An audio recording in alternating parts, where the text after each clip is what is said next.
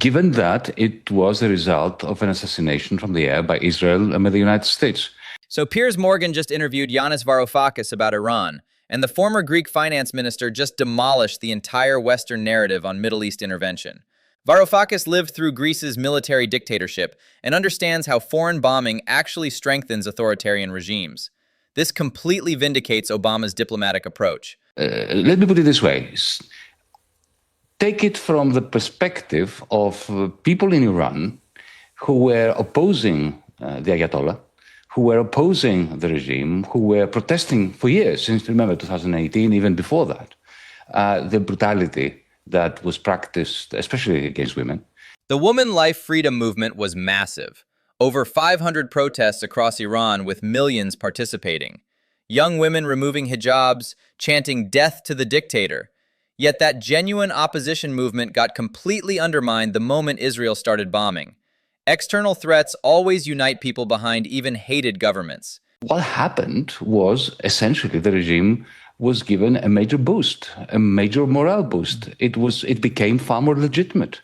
Because, Piers, you and I have different backgrounds in the sense that I grew up in a very right-wing dictatorship.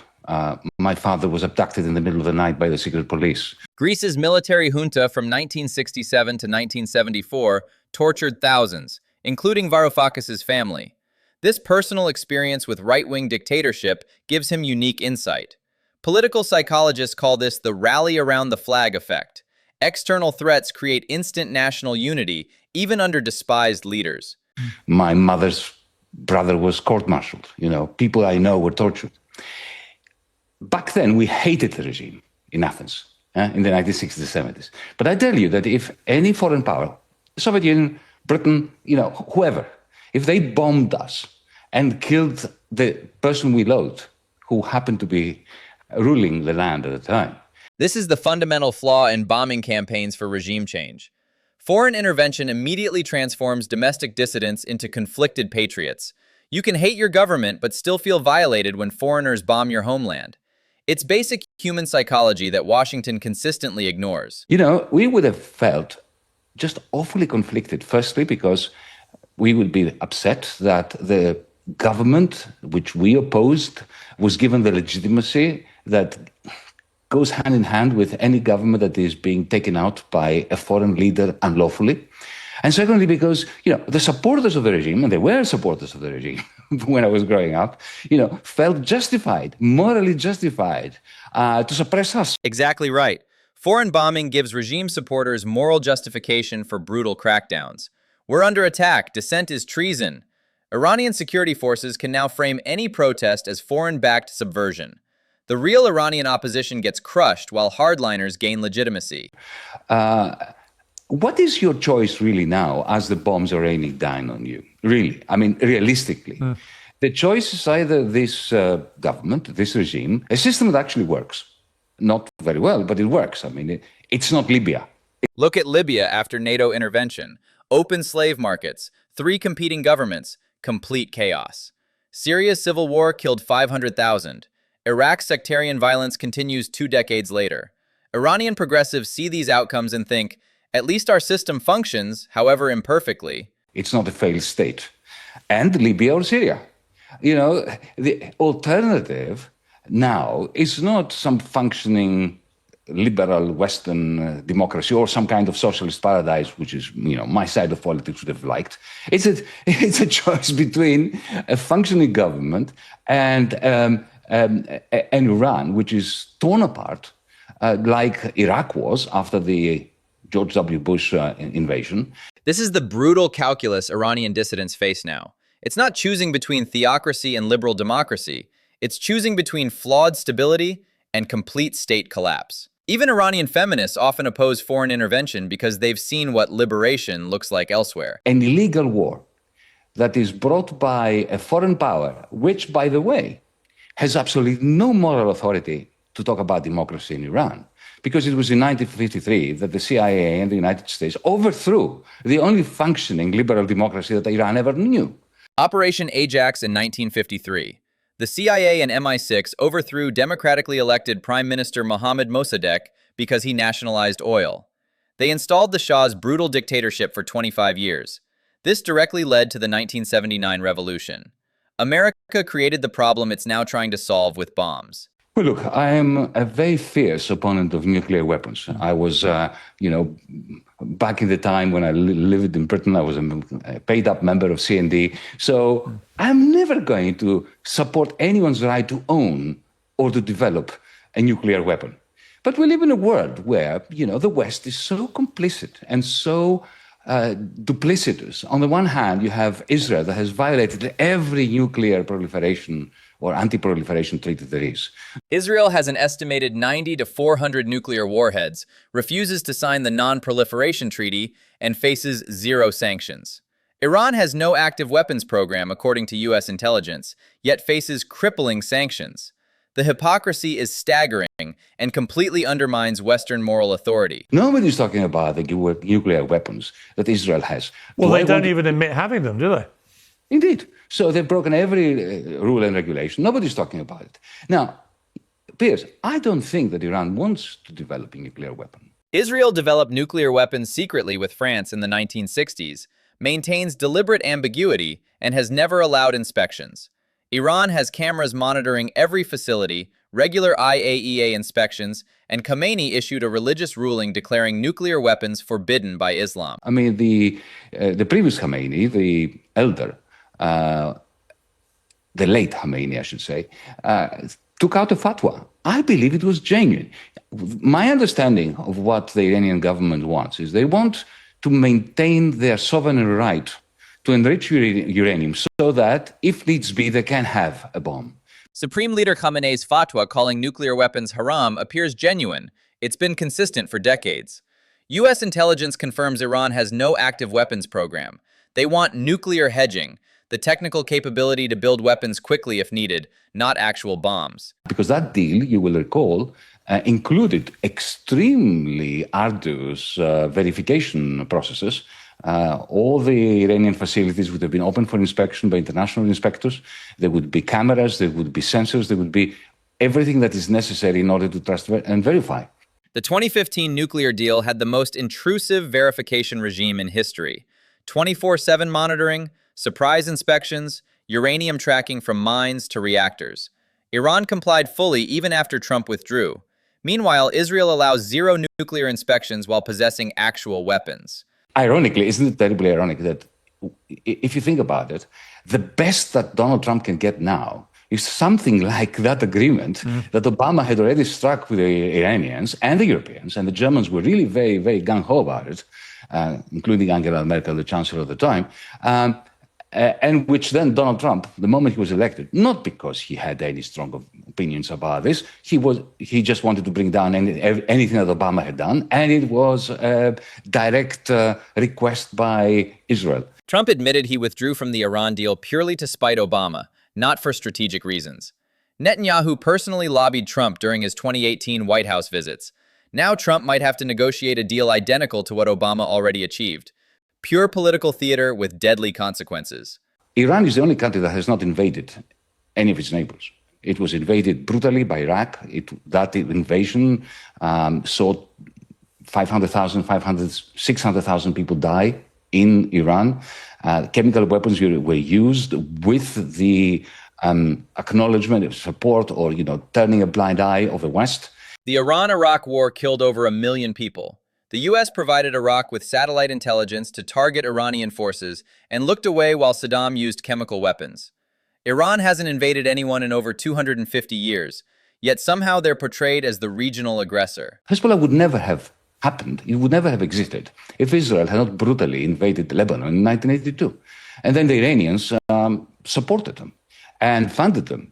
Israel invaded Lebanon in 1982, leading to the Sabra and Shatila massacres, where Allied militias killed thousands of Palestinian refugees. Hezbollah formed as a direct response to Israeli occupation. Foreign occupation creates resistance movements.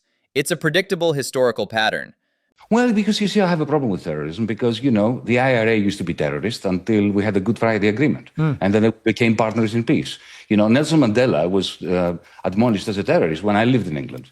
Margaret Thatcher, I remember calling him a terrorist. And then he became one of the greatest statesmen in the world. Nelson Mandela remained on the U.S. terrorism watch list until 2008. The IRA went from terrorists to peace negotiators through dialogue. Yesterday's terrorist is tomorrow's statesman when you choose negotiation over military force. The terrorism label is often politically convenient rather than factually accurate. The whole existence of Gaza is not a country. Remember that. When they say, I remember when everybody was talking about the war between Israel and Gaza. Gaza is not a country. It was an open prison camp or a concentration camp that was effectively utilized in order to propagate ethnic cleansing and a slow genocide. Gaza isn't an independent country fighting Israel. It's a captive population under siege. Israel controls the borders, airspace, utilities, and import lists. This isn't war between equals. It's an occupying power controlling a captive population of 2.3 million people. Here you have an unlawful war started by Israel and by the United States. It's a criminal war. Anybody who tells me that the right solution to that is for the United States and Israel to win is essentially telling me that they have no concern at all about international law, and they would like to see the violators of international law be the victors. If we support allies who violate international law while prosecuting their enemies for identical actions, we've destroyed the entire legal framework. Either international law applies to everyone equally, or it's just selective enforcement disguised as justice. Well, allow me to preface my answer by saying that the fact that Donald Trump didn't have a plan B, possibly because he was rushed into it by Israel, as you said, is inexcusable. The fact that he didn't even have a plan A is lamentable, because I can't see what his plan A was.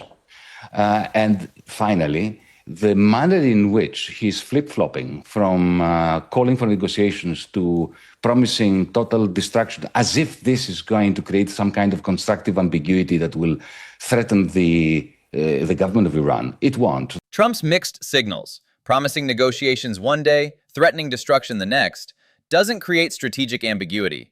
It signals confusion and weakness. Iran sees an unpredictable leader with no clear strategy, making them more likely to dig in defensively rather than negotiate. I would like to imagine that, like the Roman emperors of the late Roman Empire, who sent legions to what is today Germany and got their backsides beaten by the Goths. Those Roman emperors would declare victory and hold a triumph in Rome. I hope that he does that. I hope that he gives us a long speech, 2-hour speech on why he won everything when he has won nothing, and retreats. Roman emperors would hold triumph parades celebrating victories after devastating military defeats, like when Germanic tribes destroyed 3 legions at Teutoburg Forest. Leaders often save face through strategic retreat dressed as success. Trump could take this off-ramp if he's smart. But I very much fear that the escalation ladder is becoming an escalator now. And if he puts boots on the ground, even with a limited mission of taking, let's say, an island or two, in order to start bargaining after that with the Iranian government, I very much fear that the escalation ladder is going to be climbed by the Iranians, who will use the Houthis in order to block Suez. And then we will go from a major crisis when it comes to the oil market and generally our economies to a catastrophe. 20% of global oil passes through the Strait of Hormuz. 12% of world trade goes through Suez. If Iran closes these choke points during conflict, oil prices would skyrocket and global supply chains would collapse. The economic damage would dwarf any military victory. But the only explanation I can have, because I'm equally puzzled, is that, Netanyahu has a single-minded commitment to never-ending war, to permanent war, because it's his way of staying in power, and it's his way of continuing the ethnic cleansing of the West Bank.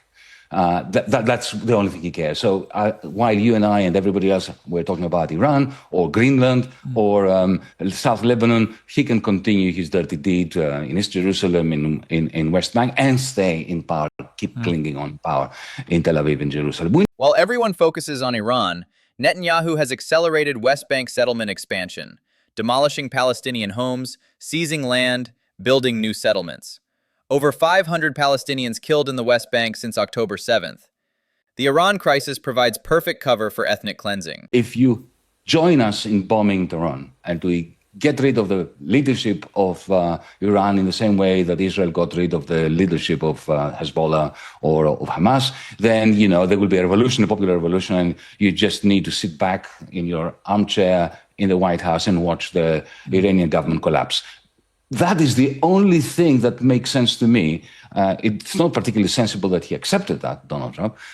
We don't know what other leverage Benjamin Netanyahu had on him. We will never know for another 10, 20 years. This is the same failed playbook from Iraq, Libya, and Syria. Just bomb the leadership and democracy will magically emerge. It never works. Removing dictators through force creates power vacuums, not liberal democracies. The results are always chaos, not freedom. But it is a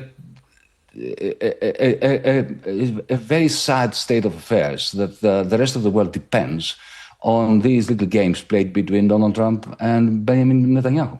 The fate of global stability, oil markets, nuclear proliferation, regional war, depends on the personal political calculations of two men. Millions of lives hang in the balance while they play games with geopolitics. This is how empires make catastrophic decisions.